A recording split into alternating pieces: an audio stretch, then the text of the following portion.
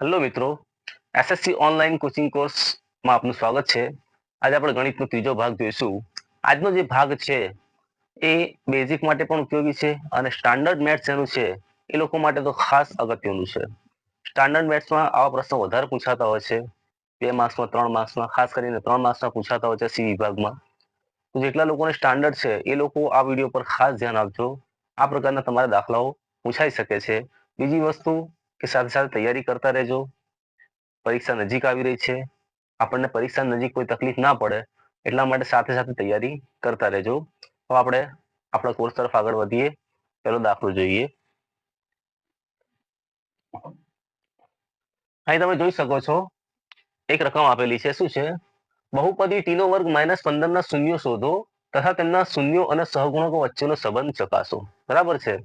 શૂન્યો શોધો સુધી આપણે પહેલી વિડીયોમાં શીખેલા જ છીએ. એ પ્રમાણે પહેલા તો શૂન્યો શોધવાના, ત્યાર પછી ખાલી સંબંધ ચકાસવાનું જે છે એ આપણા માટે નવું છે. એને પણ જોઈ લઈએ. સૌથી પહેલા આપણે શરૂઆત કરીએ. આપણને જે બહુપદી આપી છે બરાબર, એની બરાબર સૌથી પહેલા શું લઈશું? આપણે 0 લઈશું. t² - 15 બરાબર 0 લેતા. બરાબર છે. શું થશે? ટી નો વર્ગ તો ટી નો વર્ગ છે જ, પણ આ 15 કોઈનો વર્ગ નથી. બરાબર છે. તો જે કોઈનો વર્ગ ના હોય આપણે કહ્યું તો એ પોતાના વર્ગમૂળનો વર્ગ હોય. બરાબર છે.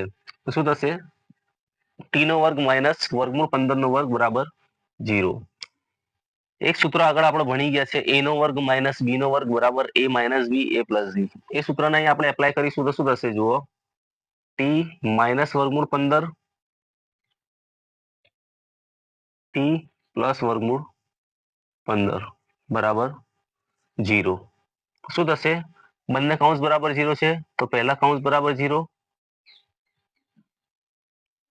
અને જે બીજો કૌંસ છે એના બરાબર પણ શું થશે? 0 થશે. બરાબર છે.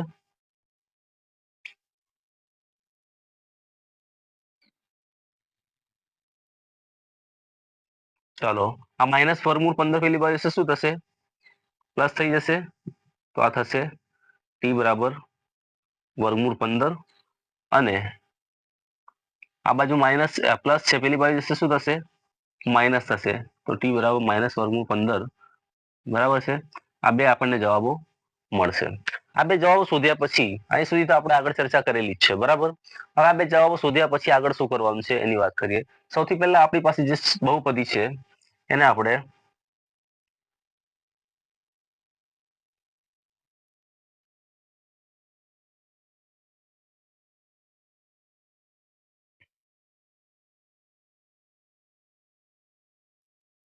ax² plus bx plus c બરાબર 0 સાથે સરખાવતા.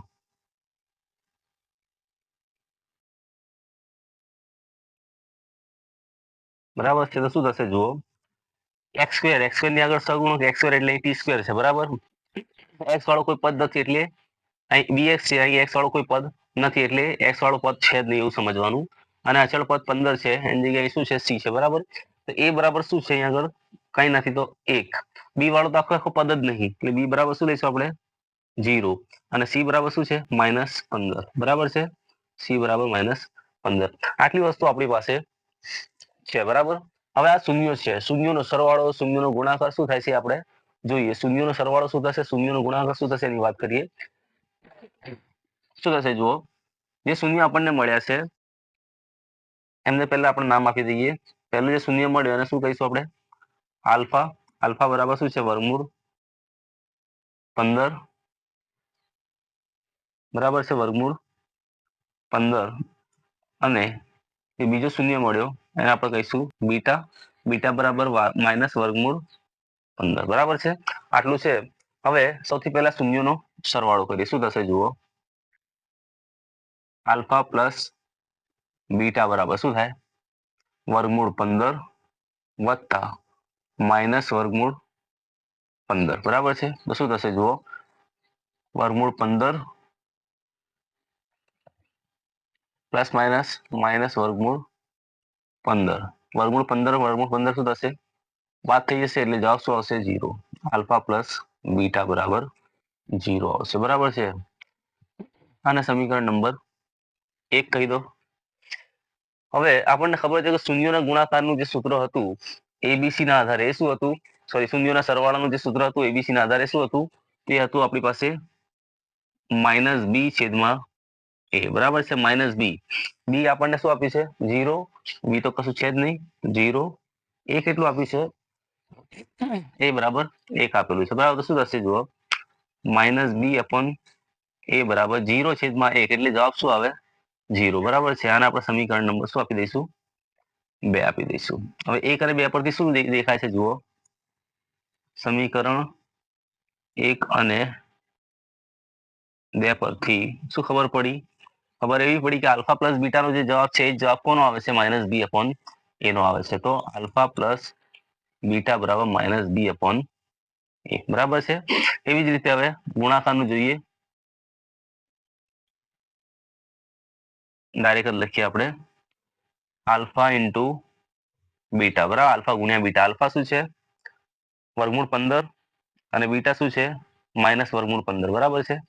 શું કરીશું, વર્ગમૂળ 15 અને આ બાજુ માઇનસ વર્ગમૂળ 15, બંનેનો ગુણાકાર કરશો એટલે વર્ગમૂળ નીકળી જશે ને જવાબ શું આવશે -15 આવશે, બરાબર છે.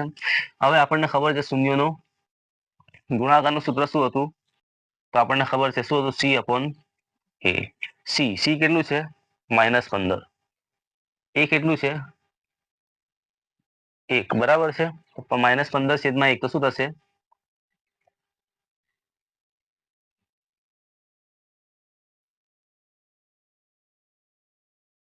-15, બરાબર છે. તો આને આપણે નંબર આપીશું 3 અને આને નંબર આપીશું આપણે 4. તો સમીકરણ 3 અને 4 પરથી શું ખબર પડી,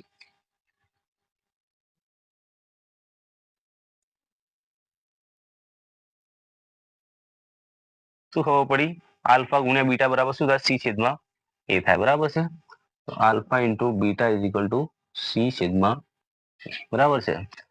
બસ આ બે વસ્તુ તમારે સાબિત કરવાની હતી, શૂન્યનો સરવાળો અને શૂન્યનો ગુણાકાર બતાવવાનો હતો. તો આ રીતે દાખલો ગણવાનો, જ્યારે પણ તમને પૂછાય કે શૂન્યો અને સગુણકો વચ્ચેનો સંબંધ ચકાસો, ત્યારે આ વસ્તુને ખાસ યાદ રાખવાની, બરાબર છે. પેલા શૂન્ય શોધવાના, પછી આ રીતે તમારે સંબંધ ચકાસી લેવાના છે, બરાબર છે. આ રીતે આપણે સંબંધ ચકાસી લેવાના છે. હવે આપણે નેક્સ્ટ દાખલો જોઈશું, જેની અંદર બીજી એક રકમ છે, બીજી રીત છે, આપણે એને જોઈ લઈએ. ચાલો હવે આપણે જોઈએ એક બીજો દાખલો. શું છે, જો શૂન્યેતર એ માટે દ્વિઘાત બહુપદી p of x બરાબર ax² + bx + c ના શૂન્યો આલ્ફા અને બીટા હોય, તો આલ્ફા પ્લસ બીટા અને આલ્ફા ઇન્ટુ બીટાના સૂત્ર તારવો, બરાબર છે. આલ્ફા પ્લસ બીટા અને આલ્ફા ગુણ્યા બીટાના આપણે સૂત્ર એને તારવવાના છે. સૌથી પહેલા શું કરીશું, આપણે આપણી પાસે બહુપદી શું છે ax² + bx + c, બરાબર છે. અને શૂન્ય શું આપ્યા છે આપણને, આલ્ફા અને બીટા. આપણને ખબર છે કે જો આલ્ફા અને બીટા શૂન્ય હોય,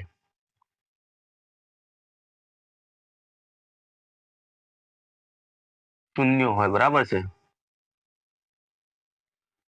તો આલ્ફા અને બીટા શૂન્ય હોય તો એક્સ માઇનસ આલ્ફા, બરાબર, એક્સ માઇનસ આલ્ફા અને એક્સ માઇનસ બીટા એ ax² + bx + c ના શું થાય અવયવ થાય, બરાબર છે. ના શું થાય અવયવ થાય. તો એક સમીકરણ આવું બનશે જુઓ, ax² + bx + c બરાબર, આ બંને શું છે અવયવ, તો આ રીતે બને x minus alpha x minus beta. પણ અહીંયા શું છે કે એક શૂન્યેતર અચળાંક રહેશે, બરાબર છે.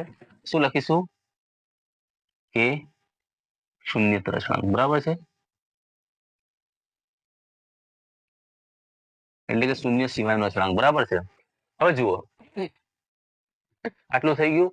હવે આપણે એક કામ કરીએ, આગળ વધીએ. ax² + bx + c બરાબર, આ લોકોનો ગુણાકાર કરીએ. પહેલા આપણે કૌંસની વાત કરીએ તો શું થશે જુઓ, x ગુણ્યા x તો શું થશે, પેલા આને આવું રાખો, x ગુણ્યા x x², બરાબર છે. પછી x ગુણ્યા બીટા તો શું થશે માઇનસ બીટા એક્સ, બરાબર. પછી આલ્ફા ઇન્ટુ એક્સ તો શું થશે માઇનસ આલ્ફા ઇન્ટુ એક્સ, આ minus minus plus alpha into beta, બરાબર છે. હવે જુઓ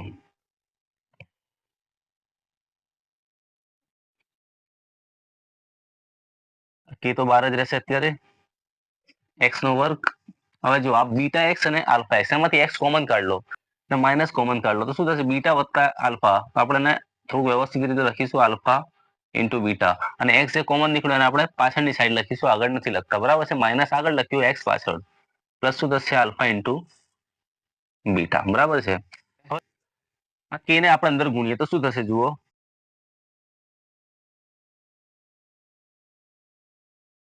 કે ને અંદર ગુણો તો શું મળશે તમને? કે એક્સ સ્ક્વેર માઇનસ શું થશે? કે alpha plus beta x plus કે આલ્ફા ઇન્ટુ બીટા, બરાબર છે? આવું થશે.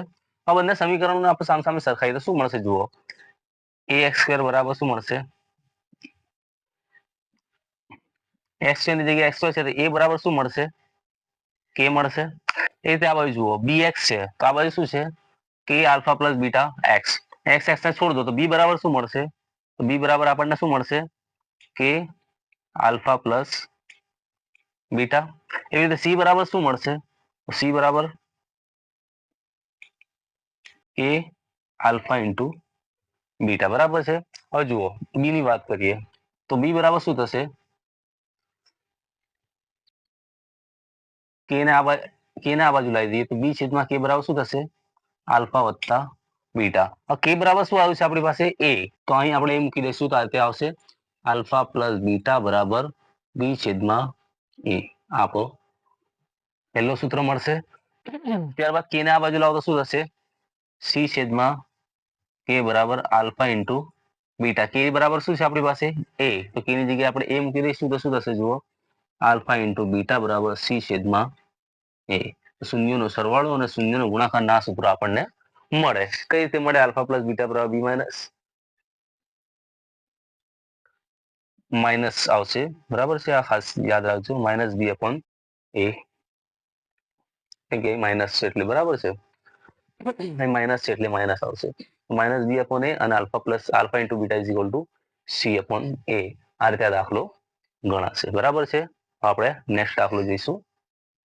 ચાલો તો એક દાખલો જોઈશું. શું આપ્યું છે આપણને? બહુપદીના શૂન્યો આલ્ફા બરાબર 5 વત્તા વર્ગમૂળ 3 અને બીટા બરાબર 5 ઓછા વર્ગમૂળ 3 હોય તેવી દ્વિઘાત બહુપદી મેળવો. આપણને ખબર છે કે શૂન્ય જે હોય, બરાબર છે, તો શૂન્ય જે હોય એ એક્સ ના જવાબો જ હોય છે શૂન્ય એટલે, બરાબર છે? તો લખવાનું અહીં એક્સ બરાબર પહેલો જવાબ શું છે? વર્ગમૂળ 5, સોરી 5, એક્સ બરાબર 5 વત્તા વર્ગમૂળ 3 અને બીજો જવાબ શું છે? એક્સ બરાબર 5 ઓછા વર્ગમૂળ 3. આ બે જવાબો છે, બરાબર છે? હવે જુઓ, આ 5 અને વર્ગમૂળ 3 ને આ બાજુ લાવીએ તો શું બનશે? 5 માઇનસ થશે, વર્ગમૂળ 3 પણ શું થશે? માઇનસ, બરાબર શું થશે? 0. અને સેમ એઝ એક્સ 5 ને આ બાજુ લાવો શું થશે? -5 વર્ગમૂળ 3 ને આ બાજુ લાવો તો પ્લસ વર્ગમૂળ 3 બરાબર 0. આ બંને બરાબર 0 છે, બરાબર છે? તો આપણે એવું કહી શકીએ કે આ બંનેનો ગુણાકાર પણ શું થશે? 0 થશે. અને એની સાથે કોઈ એવો અચળ પણ હશે જે આપણને ખબર નથી, તો એક અચળ પણ આપણે સાથે લખીશું. તો શું લખીશું? જુઓ, એક્સ માઇનસ 5 ઓછા વર્ગમૂળ 3 એક્સ માઇનસ 5 વત્તા વર્ગમૂળ 3 બરાબર 0. કોઈ અચળ આપણે કે સાથે લઈ લઈએ, બરાબર છે? કેમ કે જ્યારે શૂન્યો શોધ્યા હશે ત્યારે કોઈક ને કોઈક અચળ એવો હશે જે દૂર થયો હશે પણ આપણને ખબર નથી, એટલે આપણે એ કે છે એવું ધારી લઈશું, બરાબર? તો કે બરાબર શું છે? કે શૂન્યતર અચળ. શું છે? શૂન્યતર અચળ. હવે જુઓ, એક્સ માઇનસ 5 એક્સ માઇનસ 5 વર્ગમૂળ 3 વર્ગમૂળ 3, અહીં વચ્ચે માઇનસ, અહીં વચ્ચે પ્લસ. આપણે આને એ સમજીએ અને બી સમજીએ, એ બી. તો A minus B A plus B. A minus B A plus B નું એક સૂત્ર હતું, યાદ હતો, x minus y x plus y નું એક સૂત્ર હતું, એક્સ નો વર્ગ માઇનસ વાય નો વર્ગ. તો અહીં સૂત્ર લાગુ કરીશું તો શું થશે? જુઓ, કે એક્સ નો વર્ગ એટલે એ નો વર્ગ શું થશે? એક્સ માઇનસ 5 નો વર્ગ ઓછા વર્ગમૂળ 3 નો વર્ગ બરાબર શું થશે? 0, બરાબર છે? હવે કે ને અહીંયા એવા ને એવા રાખીએ, શું થશે? જુઓ, એક્સ માઇનસ 5 નો વર્ગ શું થાય? પછી એક બીજો સૂત્ર હતો, યાદ હતો, a minus B sorry x minus y આખા કૌંસનો વર્ગ બરાબર એક્સ નો વર્ગ માઇનસ 2xy પ્લસ વાય નો વર્ગ. એ સૂત્ર અહીં લાગુ પડશે તો શું થશે જુઓ, એક્સ નો વર્ગ માઇનસ 2xy 2x ને 5 તો 2 પંચા 10x બરાબર છે માઇનસ સોરી પ્લસ વાય નો વર્ગ એટલે 5 નો વર્ગ 5 નો વર્ગ શું થાય 25 ઓછા વર્ગમૂળ 3 નો વર્ગ શું થાય 3 બરાબર શું થશે 0. તો શું આવશે કે એક્સ નો વર્ગ માઇનસ 10x પ્લસ 25 માઇનસ 3 તો શું થશે પ્લસ 22 બરાબર 0. આ જે છે બહુપદી તમને મળશે. બરાબર છે. આ દાખલામાં આટલી જ ગણતરી છે. આ રીતે આ દાખલો કરવાનો છે. બરાબર છે. હવે આપણે બીજું નેક્સ્ટ વિડીયોમાં જોઈશું.